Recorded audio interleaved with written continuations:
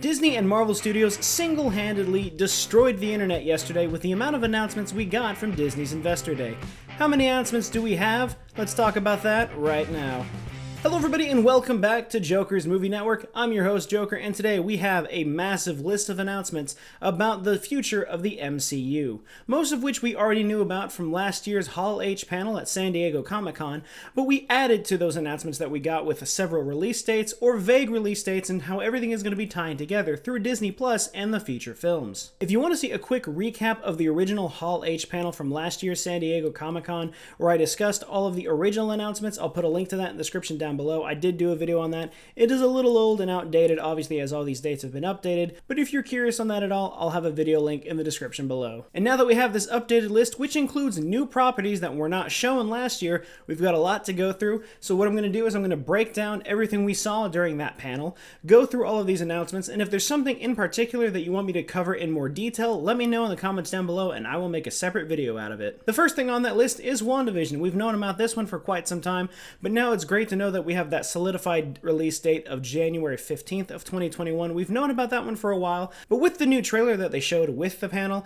I'm excited to see what this show is going to bring because of how it ties into other properties that I will get into later down this list, which includes some more information that we got about Doctor Strange in the Multiverse of Madness. The film's release date is March 25th of 2022, and it's going to tie directly into WandaVision and the upcoming Spider-Man film, I'm assuming which is Spider-Man 3, which is set for release in December of 2021, which is obviously going to tie into my most recent video talking about all the casting choices for Spider-Man 3 and how it's potentially trying to build up to a multiverse, which is looking like that's what we're going to get since it's going to tie into this Doctor Strange movie coming out a few months after its release. We finally, after so long of waiting, got a trailer for The Falcon and the Winter Soldier, which I believe originally was supposed to be released on Disney Plus in November of this year, but it has been pushed back and we don't have a true release date for it yet, but we do know that it is going to be coming out in March of 2021. This is going to consist of 6 episodes that are going to be made at a feature film level, which only means that the quality of this show is probably going to be spectacular. Up next on that list, we got yet again another update on Black Widow. No new trailer or anything, but we do have a new release date, which is May 7th of 2021. I don't know how true that's going to be considering it's supposed to be released in theaters in May 7th, but I really think that because of what happened with HBO Max, I do think that Disney Plus is going to go ahead and go straight to release on streaming as well as potentially in theaters, but I do not know if they're going to have the $30 premium fee like they had for the release of Mulan. Up next, we got our first look at Loki, which was another show that was supposed to be coming around, I believe, spring of this year. That obviously got pushed back. A lot of this stuff was pushed back during the pandemic, so I don't know the actual release dates from that time. But right now for Loki, we're looking at a May of 2021 release date, and it's going to be described as a crime thriller with a trailer that shows that perfectly, with a lot of fighting in the trailer and a lot of buildup in every scene with very suspenseful music, which does kind of add to that mystery thriller kind of thing. As we see from the trailer, Loki gets the Tesseract and he's going to be screwing around with time a whole lot, so who knows what we're going to be seeing and what characters are going to be appearing throughout the series. We got our first look at the Marvel What If series, which was confirmed to have several of the original actors returning to reprise their vocal role for these animated characters. I'm definitely looking forward to this as we're going to be having different interpretations of a lot of characters.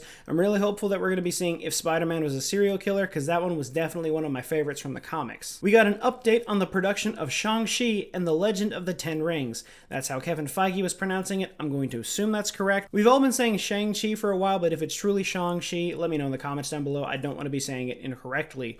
But we got news that it wrapped production in Australia and is set to hit theaters July 9th of 2021. A new name was also announced, as Ms. Marvel will debut in her own Disney Plus show later in 2021. We got to see a great sizzle reel showing some of the scenes from the show, nothing too spectacular, just some kind of B-roll footage as it would look like, and a lot of behind the scenes on how they went through the casting for the role of Kamala Khan, considering that the entire casting process and all of the auditions were done online. But we were shown how the auditions went to see that Iman Vellani will be playing Kamala Khan, Ms. Marvel, in this series, which ties in perfectly with Captain Marvel 2, as Ms. Marvel's idol happens to be Captain Marvel, and Iman Vellani will again be playing the role of Ms. Marvel, co-starring next to Brie Larson as Captain Marvel in Captain Marvel 2. Also adding to Captain Marvel 2, in this movie we will be seeing the grown-up version of Monica Rambeau, who we will be familiar with after we see her in WandaVision earlier in 2021. While we didn't get any more new information, we did get a great shot of the cast for the Eternals, and it looks like this movie is supposed to span somewhere around 1,000 1,000 years. I don't know if that's just the story of the Eternals in general,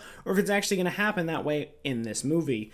But right now it's looking like that movie has also been pushed around a lot, but we got a solidified date of November 5th of 2021. Jeremy Renner will be returning as Hawkeye in the Hawkeye Disney Plus series, alongside another Archer from the Marvel Universe, Kate Bishop, which is going to be played by Haley Steinfeld. This is about the only information that we've already known about, and it's cool to see that Jeremy Renner is going to be coming back to play Hawkeye. The only other information we have right now is a little bit of some B-roll footage that was snuck out during the production of the show that we saw floating around Twitter and everywhere else on the internet. Jennifer Walters, better known as the She-Hulk, has been cast by Tatiana Maslany. And while I do think that is a great casting choice, we also got news that Tim Roth, who originally played the Abomination in 2008's The Incredible Hulk, will be returning yet again to play the Abomination alongside Mark Ruffalo, who of course will be returning as the Hulk. We got a little bit more news about Moon Knight, as it's been described as an Indiana Jones adventure film and is going to be revolving a lot around Egyptology. There's no other news beyond that point. There isn't any behind the scenes photos or anything like that, but I can definitely say that Moon Knight is something that I'm going to be excited about because I love how it's going to be taking place and involving a lot of Egyptology. And that covers just about everything that we knew from Hall H of last year. And now moving forward into the new projects that were announced, the first one being Secret Invasion, which will reprise the roles of Samuel L. Jackson and Ben Mendelsohn, and Secret Invasion is going to be focused on a sect of Skrulls that have invaded every aspect of life on Earth, which I think is awesome because I know this ties into the end credit scene that we got at the end of Spider-Man Far From Home, which showed Samuel L. Jackson not actually there with Peter Parker, but waking up in a spaceship somewhere in the galaxy. The next new project that was announced was a new Disney Plus series, Ironheart, which will tell the story of genius inventor Riri Williams, played by Dominic Thorne, who is in possession of the most advanced suit of armor since Iron Man. What's going to be great about both Secret Invasion and Ironheart is that they are both going to be tying into the MCU feature films of the future. Armor Wars was the next series that was announced for Disney Plus, which we will see Don Cheadle back as Rhodey as he lives through Tony's worst nightmare of his tech falling into the wrong hands, something we touched on a little bit in Iron Man 2, and now it looks like we're going to be seeing something a lot worse. I think this one's a little humorous, but really cool and interesting, and that is that we're going to be getting a Guardians of the Galaxy holiday special written and directed by James Gunn, which is going to be shot and produced during the same time that they film Guardians of the Galaxy Volume 3.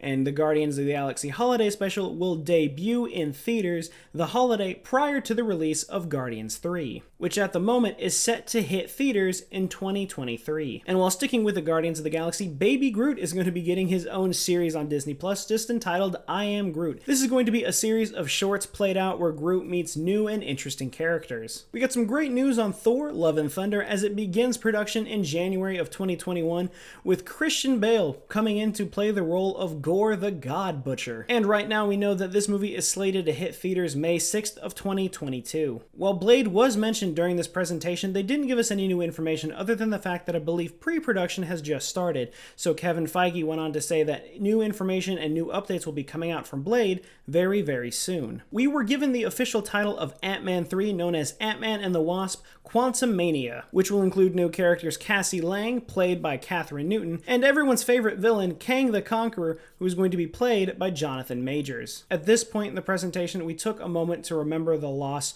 of the great actor Chadwick Boseman, better known as T'Challa from Black Panther. Kevin Feige went on to confirm that they will not be recasting the role, which I think is a fantastic choice, and I think that was the only choice, but there will be a Black Panther 2. They said there is still rich history and rich characters to explore in the world of the Black Panther series, so Black Panther will continue with Black Panther 2, written and directed by Ryan Coogler, and it is predicted to hit theaters January 8th of 2022. The final announcement, and the biggest one that was made for a lot of people, and I know they've been waiting for this one for quite some time, is the return of the original family of the Marvel Universe, the Fantastic Four. Fantastic Four is currently being worked on and will be directed by John Watts, the director of Spider-Man Homecoming and Spider-Man Far From Home. And that's a brief overview of everything we got from the Marvel Studios portion of the Disney Investor Day presentation.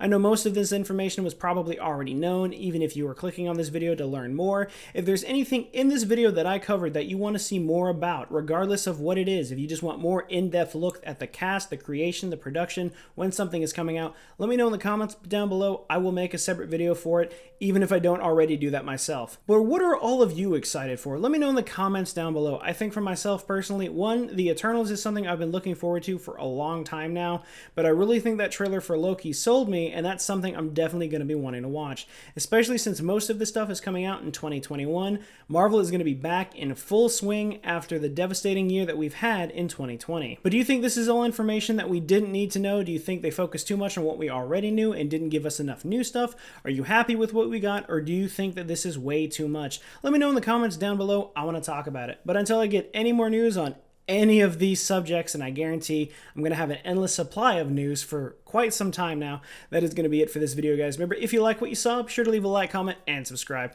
Let me know in the comments down below if you want to see more movie news videos, or if you'd like to see anything else. But until then, and as always, I will see you guys next time.